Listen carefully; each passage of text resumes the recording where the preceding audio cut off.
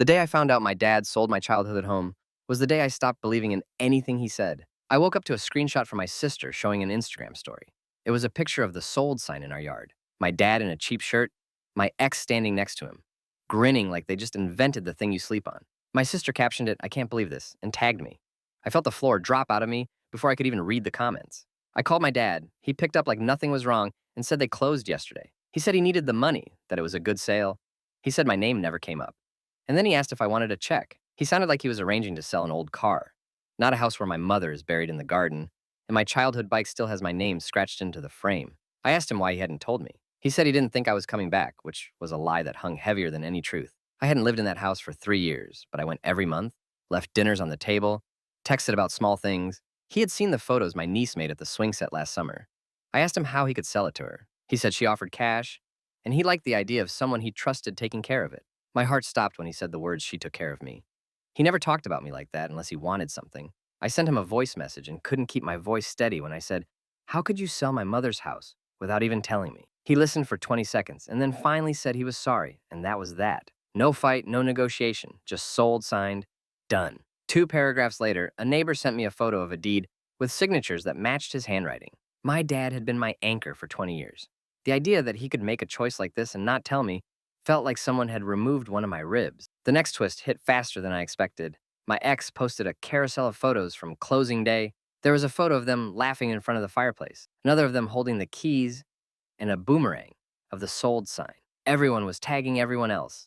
Comments poured in. "Congratulations, new beginnings, looks like home." Someone asked if we were finally getting married. The internet does not do nuance.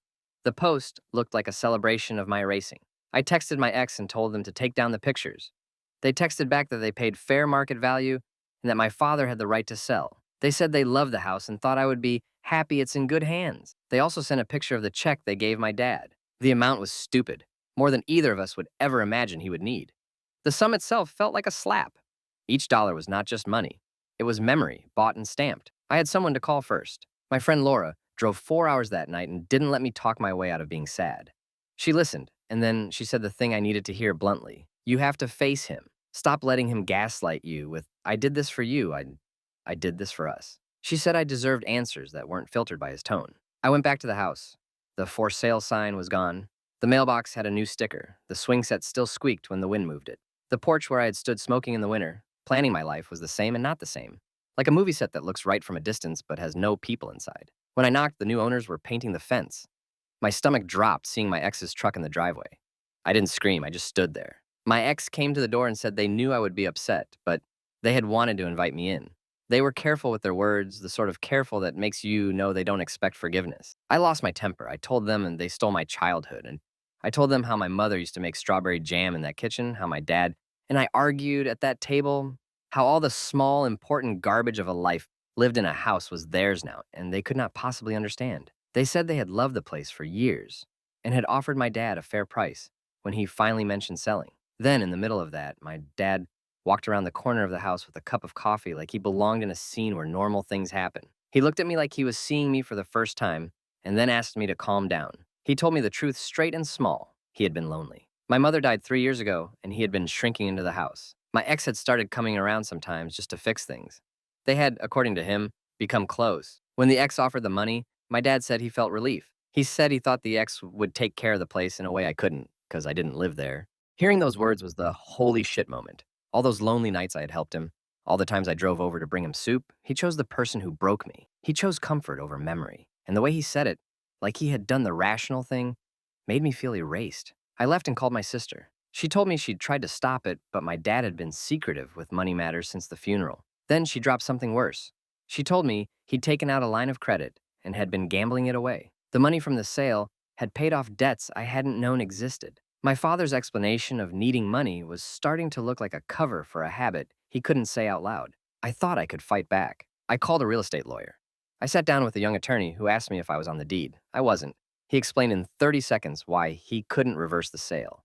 The house had been legally sold to a cash buyer. I could possibly sue for undue influence if I could prove my dad wasn't competent.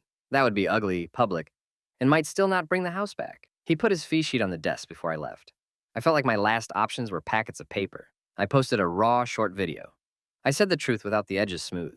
My dad sold my childhood home to my ex and invited them to the closing. I said I felt betrayed. The video went mild viral among people who sent heartbreak emojis and angry comments. A cousin from our hometown sent a message saying people were talking that some neighbors thought the house being sold to our ex felt wrong, but that legally, there was nothing to do. For a minute, I thought exposure would do something. My ex took the comments like armor. My dad sent me a text that said, "Stop posting."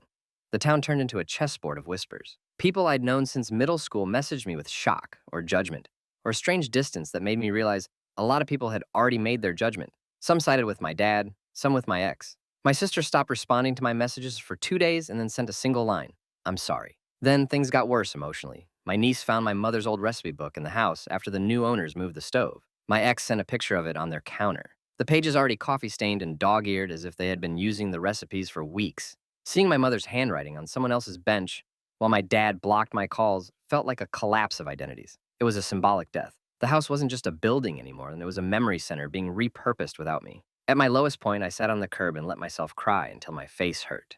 I felt stupid for expecting my dad to choose me. I felt like a child who had been promised a toy and then watched it be given to someone else. I thought about confronting my dad publicly, ambushing the new owners, making a scene, getting arrested, anything to get the world to notice the wrongness of it. That fantasy felt better than the quiet reality of being powerless. I had a realization in the small hours of the night. I couldn't force the past back. The deed was signed, the law was a cold machine, but I could refuse to be erased. I could choose boundaries. I could choose not to be present at every of his future decisions. I could choose to stop being the default person he turns to when he wants comfort and rescue. So I stopped answering when he called that week. I told Laura and my therapist I needed a plan. I cut off access to my nephew's photos for a while. It felt savage, but I needed a visible line. I also went public with an offer. I offered the new owners a deal. I wouldn't try to make them sell. I said I wanted two things: donate a bench in the garden to my mother's memory, and have a day once a year where I could come and remember. It was not about property. It was about a tiny claim that some memories stayed mine. My ex sent a reply that sounded surprised and oddly kind. They said they didn't want to be enemy number one and that the bench was reasonable. My dad replied worse. He told me I was being petty and that I had no right to dictate how he handled his life. He told me he would not be manipulated by what he called my public theater. He said if I wanted a bench, do it myself. That confrontation stripped me of any fantasy that we could move forward as we had before. My dad was choosing a new life, and it didn't include me in the ways I needed. I decided I needed consequences that were simple and adult. I asked for the money my dad had taken from joint accounts years ago to be explained, and I moved to cut my exposure.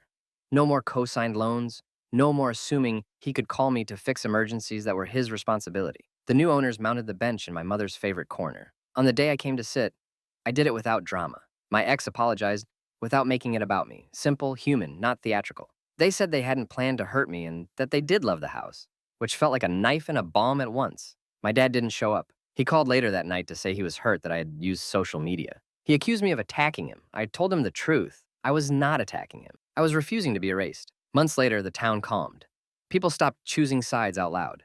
My sister started answering my texts again, quieter and kinder. My dad and I started a slow, awkward truce where we checked in about neutral things. He didn't get a full pass. I set clear rules: no money conversations on my terms, visits planned, no more surprise sales, and he complained and then he accepted because some things are better than silence. The house is not mine and it probably never will be. I still get that sharp pain when I drive past the corner with the swing, but I also learned something brutal and useful. Trust can be broken, and sometimes the person who breaks it is your parent. When that happens, the only thing you can do is put your life back together in a different shape. I still miss the kitchen. I still have nights where I scream at the ceiling because adult betrayals hurt worse than anything I imagined. But I reclaimed my voice. I demanded respect. I set a boundary my dad could not cross anymore. That is not the same as getting the house back, but it's a different end. A quiet, hard boundary where I finally stopped letting him decide my worth.